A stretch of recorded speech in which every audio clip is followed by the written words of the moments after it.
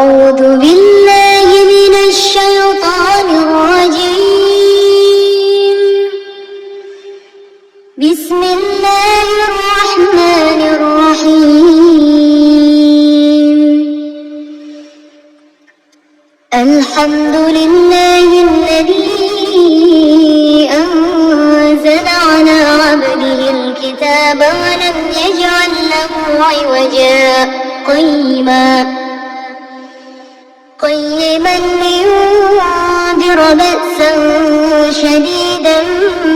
من لدنه ويبشر المؤمنين الذين يعملون الصالحات أن لهم أجرا حسنا ماكثين فيه أبدا،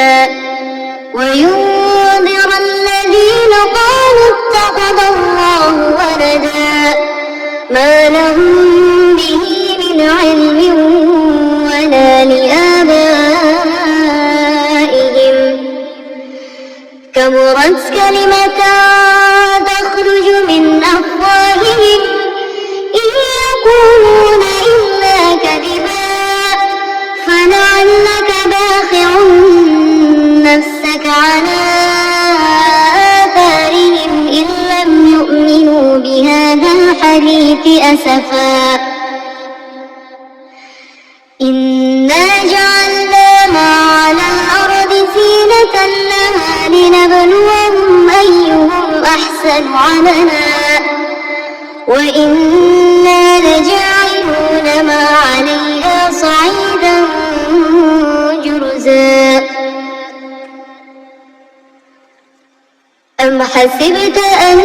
أصحاب الكهف والرقيم كانوا من آياتنا عجبا إذ أوى الفتية إلى الكهف فقالوا ربنا آتنا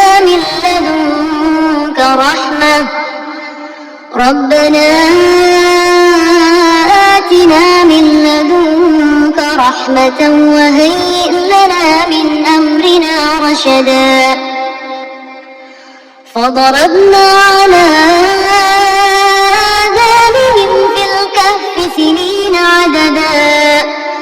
ثم بعثناهم لنعلم أي الحزبين أحصى لما لبثوا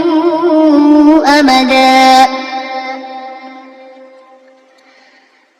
نحن نقص عليك نبأهم بالحق إنهم فتية آمنوا بربهم وزدناهم هدى. وربطنا على قلوبهم إذ قاموا فقالوا ربنا رب السماوات والأرض لن ندعو من دونه إلها لقد قلنا إذا شططا. هؤلاء قومنا اتخذوا من دونه آلهة لولا يأتون عليهم بسلطان بين فمن أظلم ممن افترى على الله كذبا. وإذ اعتزلتموهم وما يعبدون إلا الله فأووا إلى الكهف ينشر لكم ربكم من رحمته ويهيئ لكم من أمركم مرفقا. وترى الشمس إذا طلعت تزاور عن كهفهم ذات اليمين وإذا غربت تقرضهم ذات الشمال وهم في فجوة منه ذلك من آيات الله من يهد الله فهو المهتد ومن يضلل فلن تجد له وليا مرشدا وتحسبهم أيقاظا وهم رقود ونقلبهم ذات اليمين وذات الشمال وكلبهم باسط ذراعيه بالوصيد لو اطلعت عليهم لوليت منهم فرارا ولملئت منهم رعبا وكذلك بعثناهم ليتساءلوا بينهم قال قائل منهم كم لبثتم قالوا لبثنا يوما أو بعض يوم قالوا ربكم أعلم بما لبثتم فابعثوا أحدكم بورقكم هذه إلى المدينة فلينظر أيها أزكى طعاما فليأتكم برزق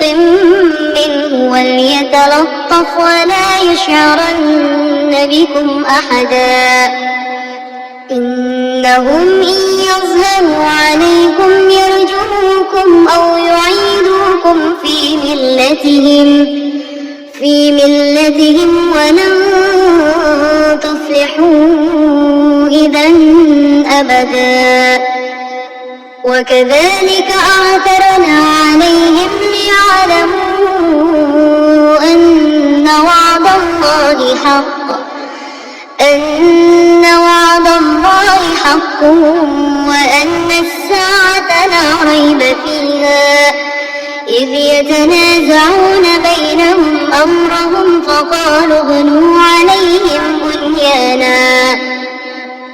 ربهم أعلم بهم قال الذين غلبوا على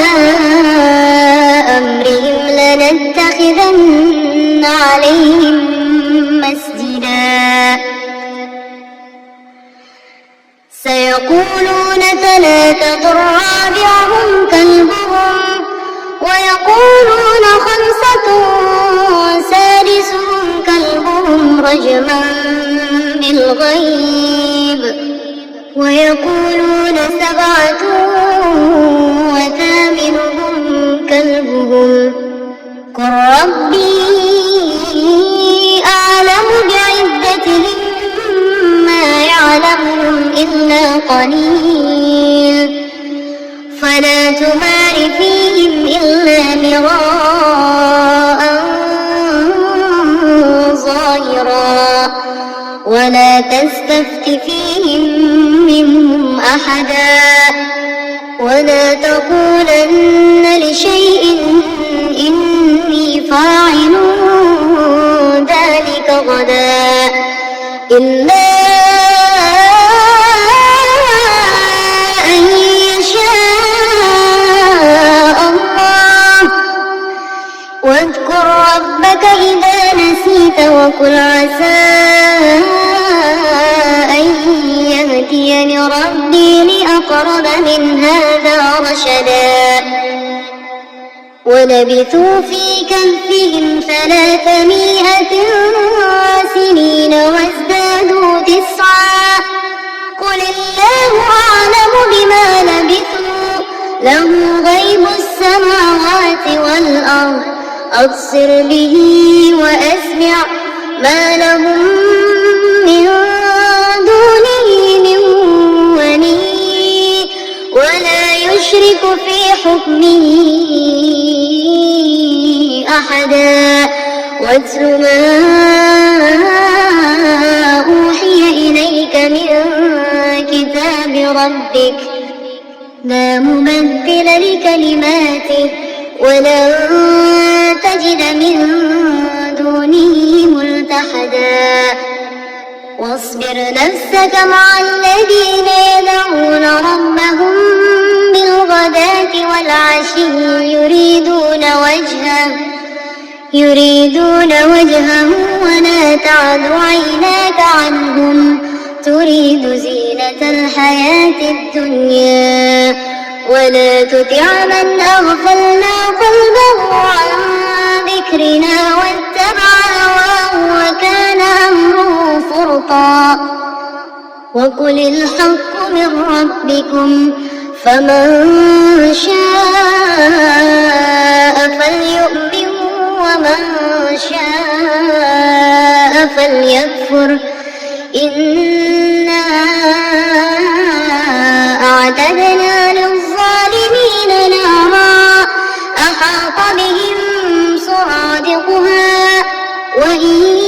يستغيثوا يغاثوا بماء كالمهل يشوي الوجوه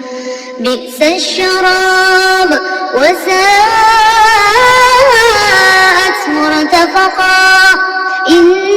الذين آمنوا وعملوا الصالحات إنا لا نضيع أجر من أحسن عملا أولئك لهم جنات عدن تجري من تحتهم الأنهار يحلون فيها من أساور من ذهب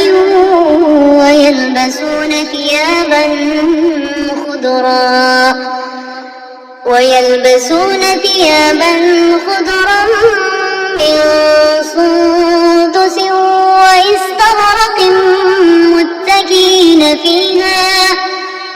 وإستبرق متكئين فيها على الأرائك نعم الثواب وحسنت مرتفقا واضرب لهم مثل الرجلين جعلنا لأحدهما جنتين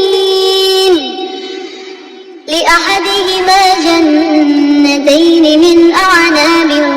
وحففناهما بنخل وجعلنا بينهما زرعا كلتا الجنتين آتت أكلها ولم تظلم منه شيئا وفجرنا خلالهما نهرا وكان له ثمر فقال لصاحبه وهو يحاوره أنا أكثر منك مالا وأعز نفرا ودخل جنته وهو ظالم لنفسه قال ما أظن أن تبيد هذه أبدا وما أظن الساعة قائمة ولئن رددت إلى ربي لأجدن خيرا منها منقلبا قال له صاحبه وهو يحاوره أكفرت بالذي خلقك من تراب ثم من نطفة ثم سواك رجلا لكن هو الله ربي ولا أشرك بربي أحدا ولولا إذ دخلت جنتك قلت ما شاء الله لا قوة إلا بالله إن ترني أنا أقل منك مالا وولدا فعسى ربي أن يؤتيني خيرا من جنتك ويرسل عليها حسبانا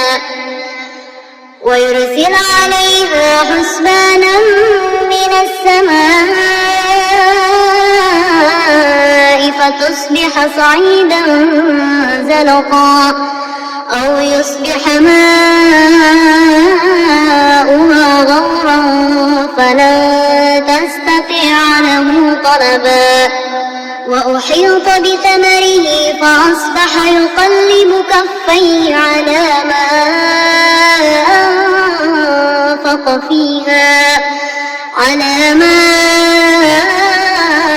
أنفق فيها وهي خاوية على عروشها ويقول يا ليتني لم أشرك بربي أحدا ولم تكن له فئة ينصرونه من دون الله وما كان منتصرا هنالك الولاية لله الحق هو خير ثوابا وخير عقبا واضرب لهم مثل الحياة الدنيا كماء إن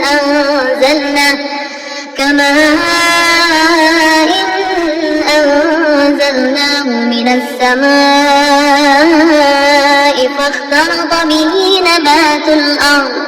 فاختلط به نبات الأرض فأصبح هشيما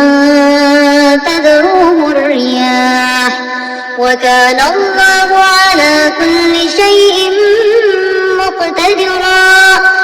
المال والبنون زينة الحياة الدنيا والباقيات الصالحات خير عند ربك ثوابا وخير أملا ويوم نسير الجبال وترى الأرض بارزة وحشرناهم فلم نغادر منهم أحدا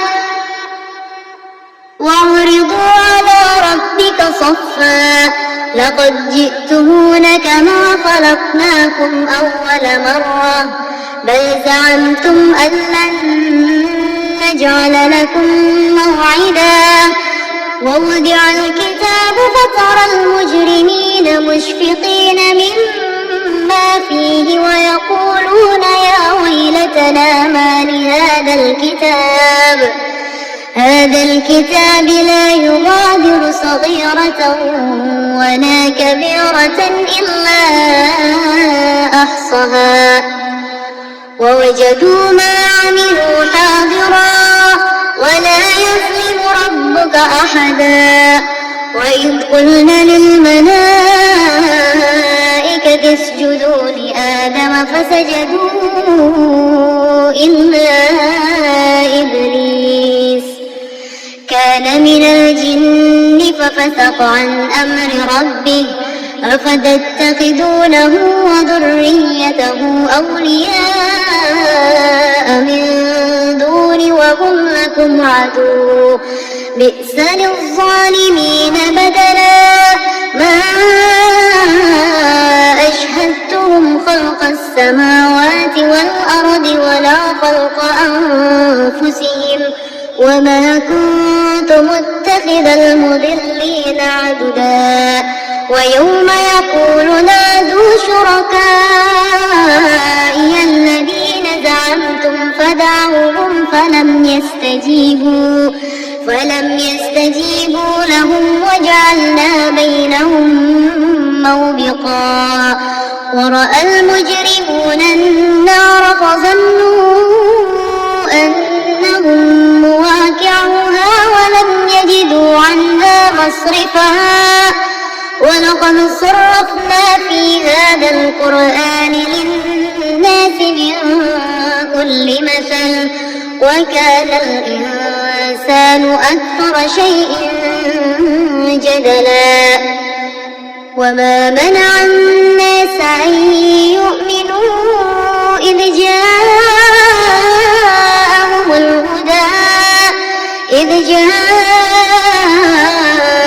الهدى ويستغفروا ربهم إلا أن تأتيهم سنة الأولين أو يأتيهم العذاب قبلا وما نرسل المرسلين إلا مبشرين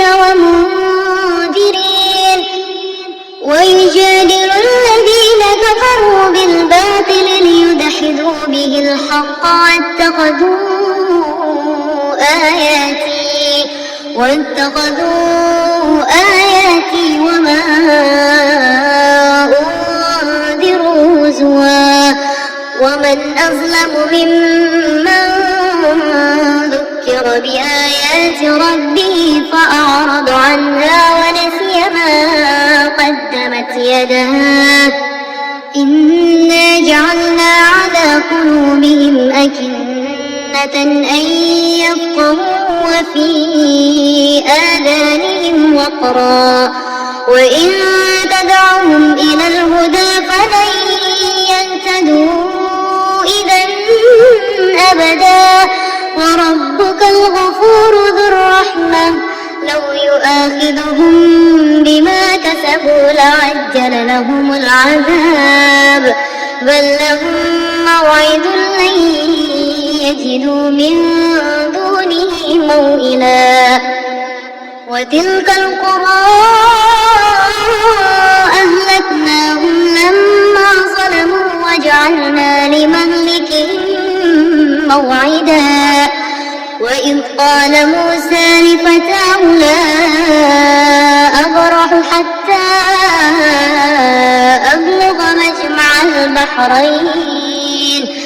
أبلغ مجمع البحرين أو أمضي حقبا فلما بلغا مجمع بينهما نسيا حوتهما فاتخذ سبيله في البحر سربا فلما جاوزا قال لفتاه آتنا غداءنا لقد لقينا من سفرنا هذا نصبا قال أرأيت إذ أوينا إلى الصخرة فإني نسيت الحوت وما أنسانيه إلا الشيطان أن أذكره واتخذ سبيله في البحر عجبا قال ذلك ما كنا نبغ فارتدا على آثارهما قصصا فوجد عبدا من عبادنا آتيناه رحمة من عندنا وعلمناه من لدنا علما قال له موسى هل أتبعك على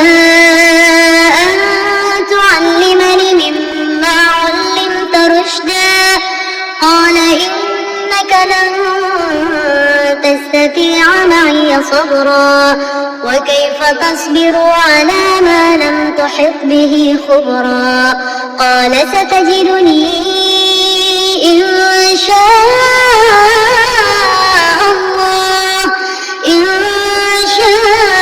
الله صابرا ولا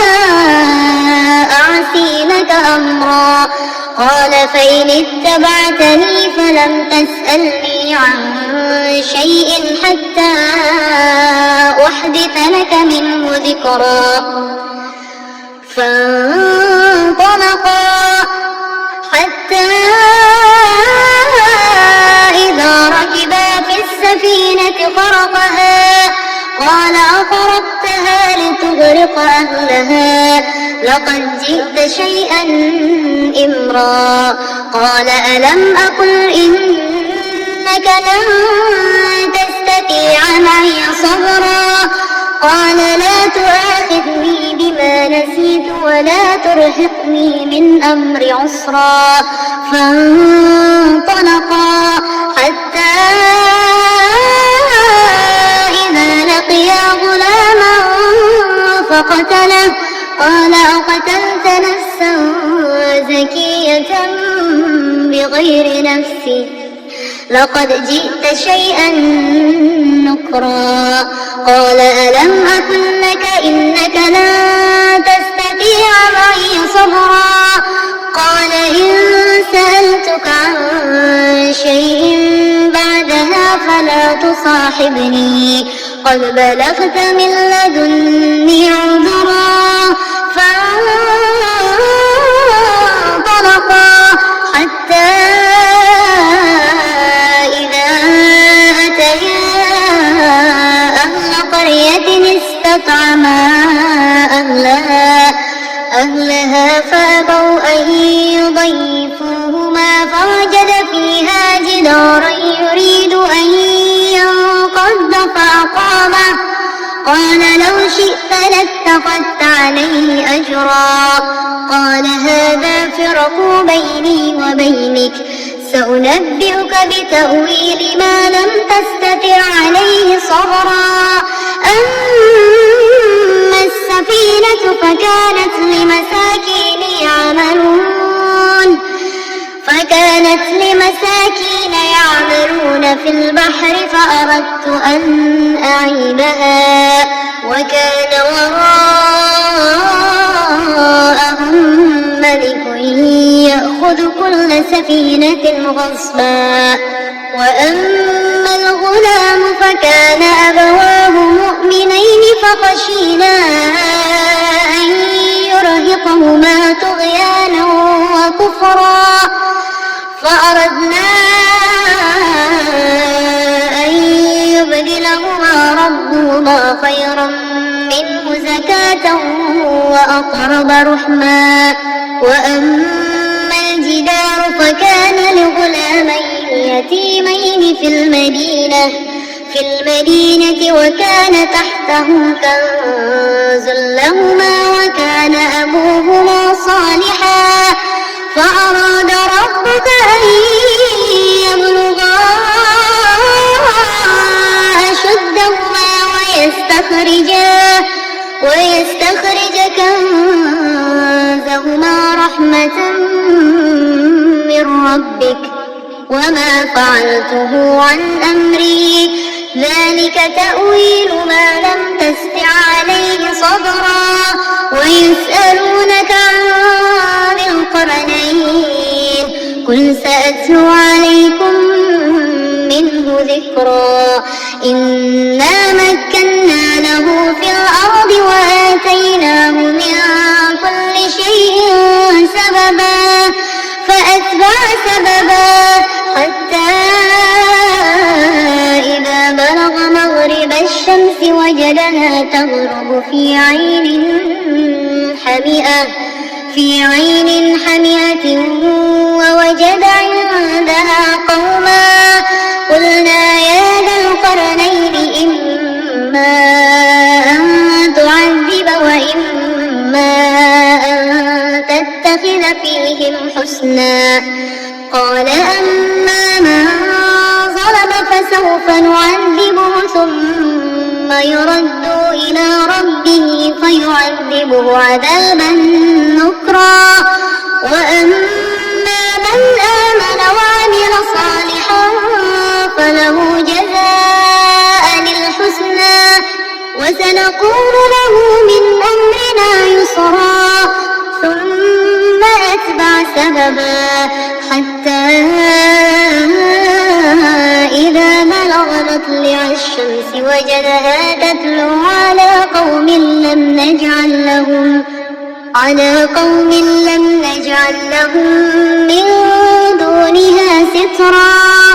كذلك وقد أحطنا بما لديه خبرا ثم أتبع سببا حتى إذا بلغ بين السدين وجد من دونهما قوما لا يكادون يفقهون قولا قالوا يا ذا القرنين إن يأجوج ومأجوج مفسدون في الأرض فهل نجعل لك خرجا على أن تجعل بيننا وبينهم سدا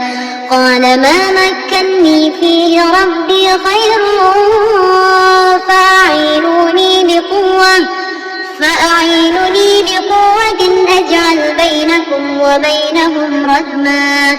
آتوني زبر الحديد حتى إذا ساوى بين الصدفين قال انفخوا حتى إذا جعله نارا قال آتوني أفرغ عليه قطرا فما استطاعوا أن يظهروه وما استطاعوا له نقبا قال هذا رحمة من ربي فإذا جاء وعد ربي جعله دكا وكان وعد ربي حقا وتركنا بعضهم يومئذ يموج في بعض ونفخ في الصور فجمعناهم جمعا وعرضنا جهنم يومئذ للكافرين عرضا الذين كانت أعينهم في غطاء عن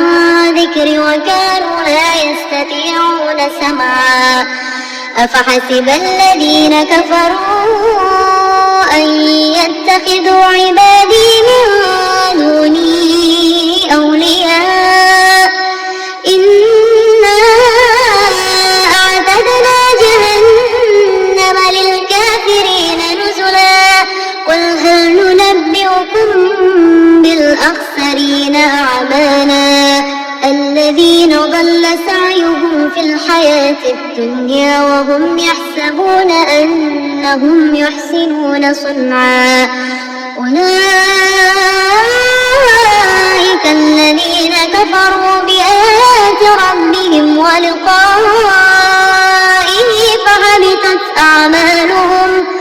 فحبطت أعمالهم فلا نقيم لهم يوم القيامة وزنا ذلك جزاؤهم جهنم بما كفروا واتخذوا آياتي ورسلي هزوا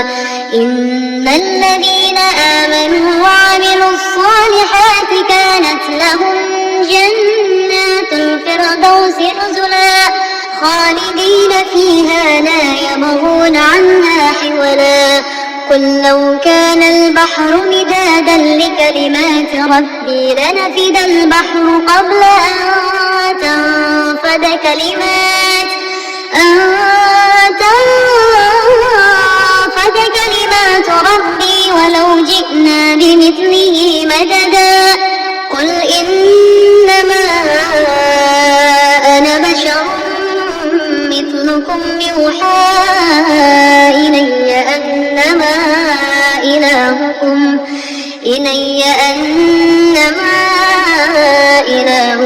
إله واحد فمن كان يرجو لقاء ربه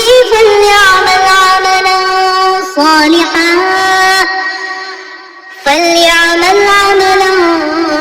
صالحا ولا يشرك بعبادة ربه أحدا.